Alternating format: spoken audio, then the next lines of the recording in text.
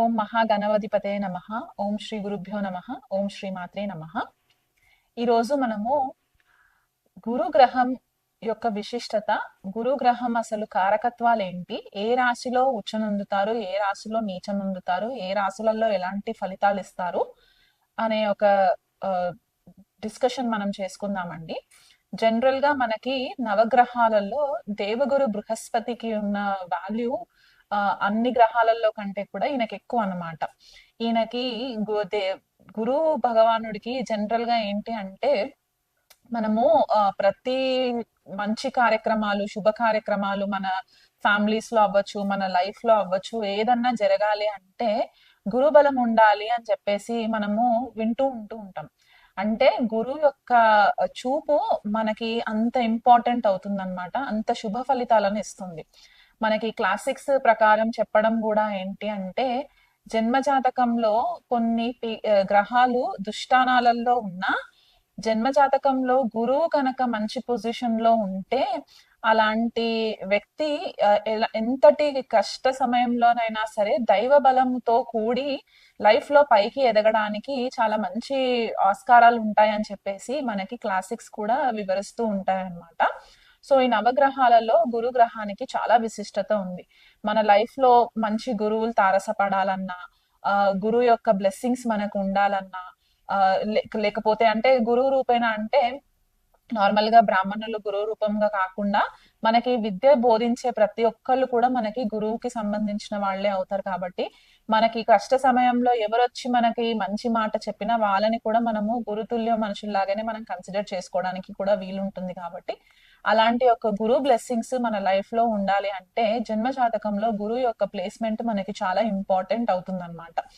అయితే జనరల్ గా మనకి గురువు కారకత్వాలు ఏంటి? గురువు ధనకారకుడు, న్యాచురల్ ధనకారకుడు అనమాట.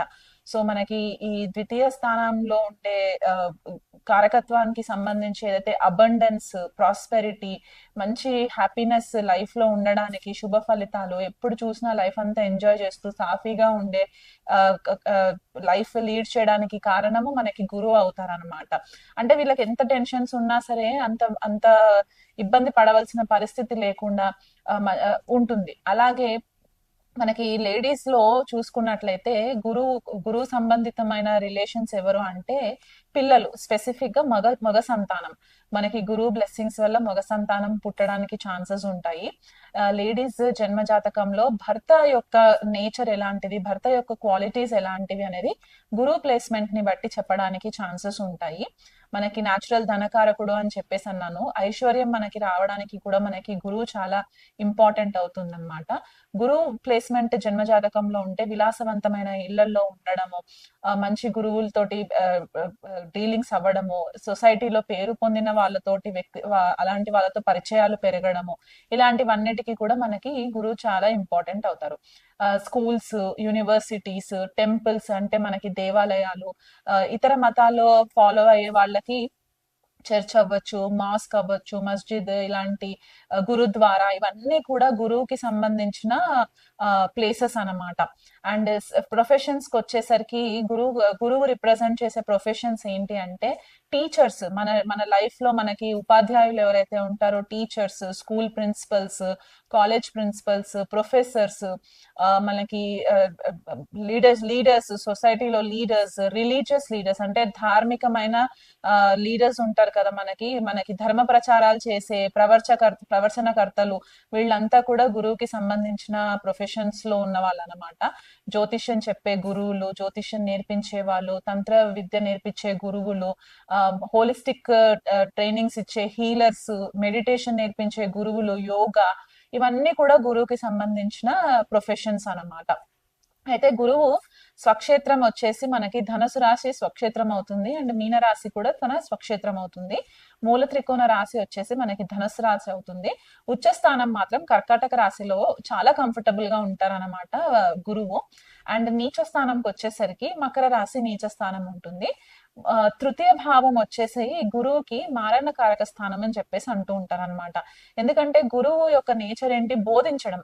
అది ఎలాంటిదైనా సరే మనకి టీచింగ్ ఇవ్వడము, అది మనకి గురువు ఇస్తారు కాబట్టి విజ్డమ్ ని పెంచుకోవడానికి, హ్యూమానిటీ పెంచుకోవడానికి మనకి గురువు కారణం అవుతారు. ఇప్పుడు తృతీయ భావానికి వచ్చేసరికి ఏంటి అంటే మన పరాక్రమ భావం.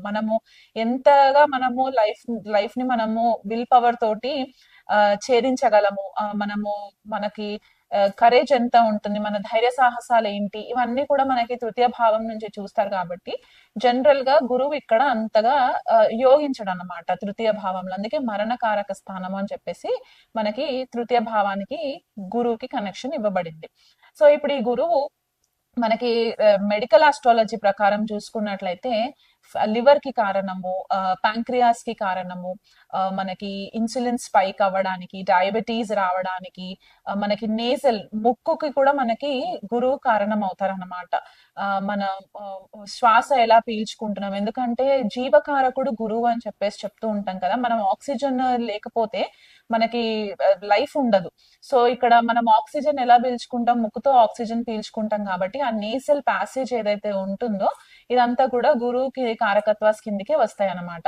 సో కొన్నిసార్లు చాలా మట్టుకు మనం వినేది ఏంటి అంటే గురువు చాలా మంచి ఫేవరబుల్ రిజల్ట్స్ ఇస్తారు, గురువు దశ వస్తుంది అనగానే మనకి మంచి రాయల్ స్టాటస్ వస్తుంది, మనం అన్ని విధాలుగా హ్యాపీ లైఫ్ లీడ్ చేస్తామని చెప్పేసి వింటూనే ఉంటుంటాం. కానీ అదే గురువు మనకి కొద్దిపాటిగా ఆరోగ్యం విషయంకి వచ్చేసరికి ఫ్యాటీ లివర్ ఇష్యూ ఇవ్వడము, ఒబిసిటీ అంటే అధిక బరువు ఉండే మనుషులు మనకు కనిపిస్తూ ఉంటారు కదా.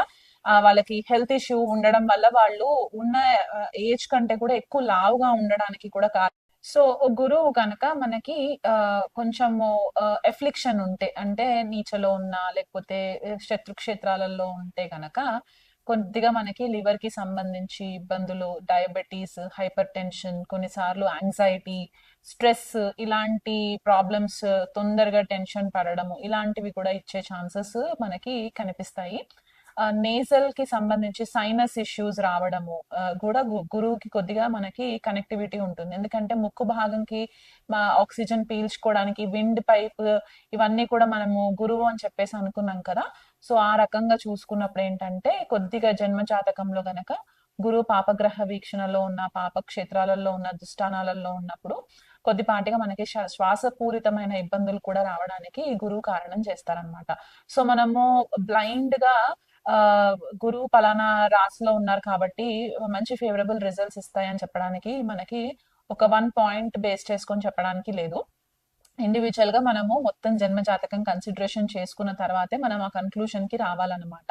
ఎందుకంటే కొన్ని లగ్నాలకి గురువు పాపి అవుతారు, శుభ గ్రహం కాదనమాట. కొన్ని లగ్నాలకి, ఫర్ ఎగ్జాంపుల్ తులా లగ్నంకి, మకర లగ్నానికి గురువు అంత మంచి ఫేవరబుల్ రిజల్ట్స్ ఇవ్వరు. సో అలాంటప్పుడు ఏమవుతుందంటే మనం ఏదైతే బ్లైండ్ గా మనం క్లాసిక్స్ చెప్పిన రూల్ ని బట్టి మనము ఫాలో అయిపోతే మనం కొద్దిగా అక్కడ ప్రెడిక్షన్స్ లో కొద్దిగా ప్రాబ్లం రావడానికి ఛాన్సెస్ ఉంటాయి. సో జనరల్ గా ఇప్పుడు మనము ఈ డీటెయిల్స్, బేసిక్ ఇన్ఫర్మేషన్ తెలుసుకున్నాం. కాబట్టి గురువు మేషరాశి నుంచి మీనరాశి, అంటే గురువు మేషంలో ఉంటే ఎలాంటి రిజల్ట్స్ ఇస్తాయి, వృషభంలో ఉంటే ఎలాంటి రిజల్ట్స్ ఇస్తాయి అనేది ఇండివిజువల్ గా మనం తెలుసుకునే ప్రయత్నం చేద్దాం. గురువు కనుక మేషరాశిలో జన్మజాతకంలో ఉంటే గనక, అంటే ఏ భావాలలో ఉన్నా సరే గురువు కనుక మేషరాశిలో ఉంటే జనరల్ గా వీళ్ళకి ఏంటంటే మేషరాశి కొద్దిగా రెబేలియన్ నేచర్ ఎక్కువ ఉంటుంది, లీడర్షిప్ ఎక్కువ కనిపించే ఛాన్సెస్ ఉంటాయి, అండ్ ధైర్య సాహసాలు ఎక్కువ ఉంటాయి. మేషరాశి వచ్చేసి మనకి అగ్నితత్వ రాశి, అండ్ గురు గ్రహం కూడా అగ్నితత్వం కలిగిన గ్రహం. కాబట్టి ఇక్కడ గురువుకి కుజుడికి కూడా న్యాచురల్ ఫ్రెండ్షిప్ అనేది ఉంటుంది. కాబట్టి ఆ మిత్రక్షేత్రంలో ఉండడం వల్ల ఇక్కడ గురువు ఏమవుతారంటే బేసికల్ గా వీళ్ళు న్యాచురల్ గానే పుట్టడంతోనే ఒక లీడర్షిప్ క్వాలిటీస్ తోటి పుట్టడము, అండ్ చాలా ఆప్టిమిజం, అంటే అన్ని కూడా పాజిటివ్ గా జరుగుతాయి, బీ పాజిటివ్ అనే మైండ్ సెట్ తోటి వీళ్ళు ఉండడము, సైకలాజికల్ గా చాలా స్ట్రాంగ్ గా ఉండడము, మంచి లీడర్షిప్ రోల్స్ లో ఉండడము, కోచింగ్ ఇవ్వడము. అంటే కోచింగ్ కూడా ఎలాంటి వాళ్ళకి అంటే మార్షల్ ఆర్ట్స్ నేర్పించడము, gym trainers, sports trainers, sports coach కి సంబంధించి, అంటే క్రికెట్ కోచ్ అవ్వచ్చు, బ్యాడ్మింటన్ కోచ్ అవ్వచ్చు. ఎందుకంటే మనకి మేషరాశి మార్షియన్ సైన్ కాబట్టి మనకి స్పోర్ట్స్ కి సంబంధించి ఎక్కువ కనిపిస్తూ ఉంటాయి, అథ్లీట్స్ ఎక్కువ ఉంటారు. కాబట్టి ఇక్కడ గురువు వచ్చినప్పుడు ఏంటంటే ఆ న్యాచురల్ టీచర్ లాంటి క్వాలిటీస్ ఏవైతే ఉంటాయో అవి ఇక్కడ రిఫ్లెక్ట్ అవ్వడానికి ఛాన్సెస్ ఎక్కువ ఉంటాయి. చాలా ఎథికల్ గా ఉంటారు, ధర్మ సంబంధితమైన విషయాలలో ఎక్కువ ఇంట్రెస్ట్ ఉంటుంది, ఉంటుంది. చిన్నప్పటి నుంచే కూడా వీళ్ళు దైవ మార్గంలో ఉండడానికి ఇష్టపడుతూ ఉంటారు, ఆలోచిస్తారు. దూర దూర ఆలోచన ఎక్కువ చేయడానికి కూడా ఛాన్సెస్ ఉంటాయి. అందరూ మన వాళ్ళే అనే ఒక మంచి ఆలోచనతోనే ఉంటారన్నమాట. ఫ్యామిలీ పరంగా కూడా గురువు మేషరాశిలో ఉన్న వాళ్ళు మంచి ఫ్యామిలీ బ్యాక్గ్రౌండ్ నుంచి వచ్చే వాళ్ళు ఉంటారు. వీళ్ళకి గురువుల పట్ల, తండ్రి తరఫున వాళ్ళ పట్ల కూడా మంచి రెస్పెక్ట్ కలిగి ఉంటారన్నమాట. అండ్ వీలైనంత మట్టుకు వీళ్ళు కలెక్టివ్ గా, అంటే అందరితో కలిసి మెలిసి పని చేయించుకోవాలి అనే ఒక మైండ్ సెట్ తోటి ఉంటారు. ఎవరిని కూడా ఇబ్బంది పెట్టి కించపరిచే లాంటి మైండ్ సెట్ ఉండదు.